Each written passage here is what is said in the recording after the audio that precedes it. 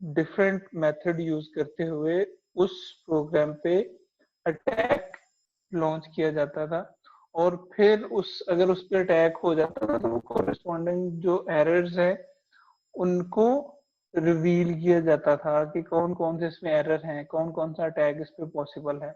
ये previous idea था पहले, लेकिन बाद में जब इस पे एक्सपेरिमेंट किए गए तो उसमें ये चीज सामने आई कि अगर खुद से किसी प्रोग्राम पे अटैक करके उसको टेस्ट किया जाए कि ये सिक्योरिटी फ्लॉज से बिल्कुल फ्री है, तो उसमें होता क्या है कि इस अटैक की वजह से सिस्टम में और दूसरे फ्लॉज इंट्रोड्यूस हो जाते हैं। तो फिर ये वाली जो प्रैक्टिस है इसको स्टॉप कर दिया गया। अब जो मॉडर्न अप्रोच है उसमें क्या किया जाता है, उसमें to use careful specification and compare behaviour with the expected result. यानी उसमें किया क्या जाता है कि पहले उसकी जो प्रोग्राम की स्पेसिफिकेशन है उनको केयरफुली एनालाइज किया जाता है कि इस प्रोग्राम से आपके डिजायर्ड रिजल्ट्स कौन कौन से आप चाह रहे हैं। ठीक है, फिर जब आपका प्रोग्राम डेवलप हो जाता है तो फिर उसके बिहेवियर को कंपेयर किया जाता है जो एक्सपेक्टेड बिहेवियर है उसके साथ। इन दो मेथड्स के थ्रू अब जो क्या किया जाता है, एक प्रोग्राम की कि प्रोग्राम के फ्लॉज को एनालाइज किया जाता है। ठीक है, मैं ये रिवाइज कर देता हूँ यहाँ पे कि बेसिक आइडिया क्या है प्रोग्राम फ्लॉज का। उसमें एक तो हमारे पास डेफिनेशन है कि एक प्रोग्राम सिक्योरिटी फ्लॉ है क्या। तो मैंने बताया कि अनडिजायर्ड बिहेवियर प्रोग्राम का किसी प्रोग्राम की वल्नरेबिलिटी की वजह से उसको हम कहते हैं एक सिक्योरिटी फ्लॉ है। अब इसको कैसे हम मेक श्योर कर सकते हैं कि फ्लॉ ना हो किसी भी प्रोग्राम में। पहली बात तो हमने ये मेक श्योर करना है कि how do we keep program free from flaws, कौन सी सिक्योरिटी प्रैक्टिसेस को हम फॉलो करें कि हमारा प्रोग्राम जो है वो सिक्योरिटी फ्लॉ से फ्री हो। फिर नेक्स्ट है कि how do we protect computing resources against program with flaws, कि अगर डेलिबरेटली या जानबूझ के किसी प्रोग्राम में फ्लॉज हैं तो उसके अगेंस्ट फिर हमने अपने कंप्यूटिंग रिसोर्सेज को कैसे जो है वो बचाना है कि वो एक्स्ट्रा यूज ना हो। ठीक है, फिर मैंने बताया कि अर्ली आइडिया इसमें ये था कि एक डेवलप्ड प्रोग्राम के ऊपर डिफरेंट अटैक लॉन्च करके देखा जाता था कि उसको टेस्ट किया जाता था कि इसमें जो है वो कोई एरर तो नहीं है, तो फिर उसके अकॉर्डिंगली एरर्स को दोबारा से फिक्स आउट करते थे। लेकिन उसमें होता क्या था, कुछ एडिशनल एरर्स इंट्रोड्यूस हो जाते थे उस पर अटैक होने की वजह से। तो जो मोर मॉडर्न अप्रोच है उसमें क्या है, केयरफुल स्पेसिफिकेशन, कि जो उस प्रोग्राम की स्पेसिफिकेशन उनको केयरफुली एनालाइज किया जाता है, और फिर उसका जो बिहेवियर है उसको एक्सपेक्टेड बिहेवियर के साथ कंपेयर करके इस चीज को मेक श्योर किया जाता है कि इस प्रोग्राम में कोई सिक्योरिटी फ्लॉज नहीं है। अच्छा जी, नेक्स्ट आई ट्रिपल ई की कुछ टर्मिनोलॉजीज हैं जिनको हम देख लेते हैं। ये टर्म आपने पहले भी सुनी होंगी सारी, लेकिन आज इनका डिफरेंस देख लें आप। I triple E standard 729 defines quality related terms.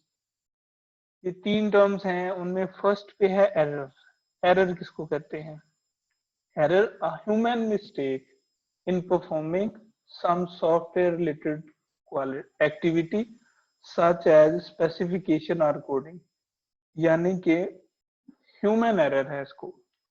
ये एरर दो पॉइंट्स पे हो सकती है, एक तो जब उसकी स्पेसिफिकेशंस को लिस्ट डाउन किया जा रहा है तब भी एरर हो सकता है ह्यूमन के एंड पे, और सेकेंडली क्या है कि जब कोडिंग हो रही है, जब उसको कोड किया जा रहा है तो तब उस कोडिंग में भी ह्यूमन की वजह से उसमें एरर इंट्रोड्यूस हो सकता है। तो इसको ह्यूमन मिस्टेक कहते हैं एरर को। सेकंड हमारे पास टर्म है फॉल्ट। फॉल्ट क्या है?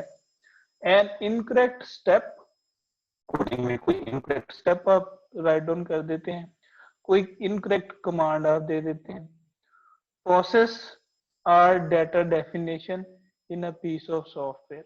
यानी कि जैसे समथिंग ओवर जीरो इंफिनिटी जिसका आंसर है, इस तरह की वो कमांड आप दे देते हैं। या फिर डेटा डेफिनेशन गलत करते हैं, आपने करेक्टर का डेटा टाइप डिक्लेयर किया, आप उसमें इंटीजर को स्टोर करवा रहे हैं। तो इस तरह की चीजें फिर क्या आती हैं, इनको हम कैटेगराइज करते हैं कि ये फॉल्ट है। थर्ड जो हमारे पास टर्म है वो है फेलियर। फेलियर क्या है? Or departure from the system's desired behaviour, कि आपका जो प्रोग्राम है वो एक्सपेक्टेड रिजल्ट नहीं दे रहा, जो आपके डिजायर्ड रिजल्ट थे वो उससे डिफरेंट हटके को रिजल्ट दे रहा है, तो इसका मतलब है कि आपका प्रोग्राम फेल हो गया, जो आपके एक्सपेक्टेड आउटकम्स थी वो आपको नहीं दे रहा। ठीक है, तो इसको हम कहते हैं ये फेलियर है। ये तीनों जो टर्म मैंने आपको बताई हैं इनको ज़हन नशीन कर लें, इनका डिफरेंस आपको पता होना चाहिए। कहीं पे भी अगर आपसे पूछा जाए कि what is different between error, fault और फेलियर, तो ये आपको क्लियर होना चाहिए। ठीक है, अब इसमें एक नोट करने की बात है, एन एरर में काज मेनी फॉल्ट्स, यानी एक एरर की वजह से, यानी जो ह्यूमन मिस्टेक है उसकी वजह से बहुत से फॉल्ट हो सकते हैं। ठीक हो गया, लेकिन हर फॉल्ट की वजह से आपका प्रोग्राम फेल नहीं होता, कि कुछ ऐसे फॉल्ट होते हैं जिसकी वजह से आपका प्रोग्राम फेलियर की तरफ चला जाता है, यानी वो बिल्कुल आपको डिजायर रिजल्ट नहीं दे रहा होता, लेकिन हर फॉल्ट जो है वो आपको फेलियर की तरफ लीड नहीं करता। ठीक हो गया। अच्छा जी, नेक्स्ट कैटेगराइज हम अगर करें सिक्योरिटी फ्लॉज को, प्रोग्राम सिक्योरिटी फ्लॉज को, तो हमारे पास मेजर दो इसकी कैटेगरीज है। ठीक है, एक को हम कहते हैं नॉन मलिशियस फ्लॉज, और दूसरी कैटेगरी हमारे पास मलिशियस फ्लॉज। अच्छा, अब यहाँ पे आपके पास ये तीन जो है हमारे पास नॉन मलिशियस फ्लॉज हैं, और तीन ही जो है वो हमारे पास मलिशियस फ्लॉज हैं। इन तीनों, ये जो डिफरेंट कैटेगरीज हैं, इनको हर एक को हमने वन बाय वन डिस्कस करना है। यहाँ पे जस्ट मैं आपको इसकी लिस्ट बता रहा हूँ, अगर आपको किसी में कंफ्यूजन होगा भी तो नो इशू, फर्दर हमने हर एक को इंडिविजुअली डिस्कस करना है। तो नॉन मलिशियस फ्लॉज किसको कहते हैं? Introduced by the programmer overlooking something, यानी कि प्रोग्रामर की ओवरलुकिंग की वजह से, उसकी ध्यान ना देने की वजह से कुछ जो सिक्योरिटी फ्लॉज इंट्रोड्यूस होते हैं वो नॉन मलिशियस फ्लॉज होते हैं, यानी ये इंटेंशनल नहीं होते, अनइंटेंशनल फ्लॉज होते हैं। उनमें फर्स्ट पे है बफर ओवरफ्लो। अब बफर ओवरफ्लो क्या है, इसको हमने डिटेल में डिस्कस करना है। सेकंड है इनकम्प्लीट मीडिएशन, अब ये क्या है इसे भी हमने इन डिटेल डिस्कस करना है। और थर्ड पॉइंट जो हमारे पास है वो है time of check to time of use errors.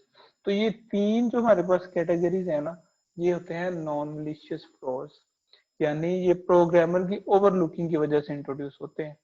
अब अगर हम मलिशियस फ्लॉज की बात करें तो वो होते हैं इंट्रोड्यूस्ड डेलिबरेटली और possibly by exploiting a non malicious vulnerability, यानी कि ये जो वल्नरेबिलिटीज इंट्रोड्यूस्ड हुई हैं, आपके नॉन मलिशियस फ्लॉज जो इंट्रोड्यूस हुए हैं, अगर उनको एक्सप्लॉइट करके डेलिबरेटली आप उसमें कोई चीज इंट्रोड्यूस करवाते हैं, तो उसको फिर हम कहेंगे कि ये मलिशियस फ्लॉज हैं। उनमें फर्स्ट पे हमारे पास आता है वायरस, वर्म रैबिट। ठीक है, सेकंड पे हमारे पास है Trojan horse, trap doors. Third पे हमारे पास है लॉजिक बाउंड टाइम बम। तो ये कैटेगरीज हैं मलिशियस फ्लॉज की, इनको भी हमने वन बाय वन डिस्कस करना है। तो अभी तक मैं जस्ट आपको यहाँ तक ही रखूंगा, ये जो दो कैटेगरीज हैं मलिशियस फ्लॉज की और नॉन मलिशियस फ्लॉज की। नेक्स्ट लेक्चर में हम इनको बफर ओवरफ्लो से लेके और यहाँ तक one by one her category को मैं डिस्क्राइब करूंगा कि इसमें क्या होता है। अभी तक आपका कोई क्वेश्चन है, कंफ्यूजन है तो हम मुझसे पूछ सकते हैं। क्लियर है सर। क्लियर। जी स्टूडेंट्स,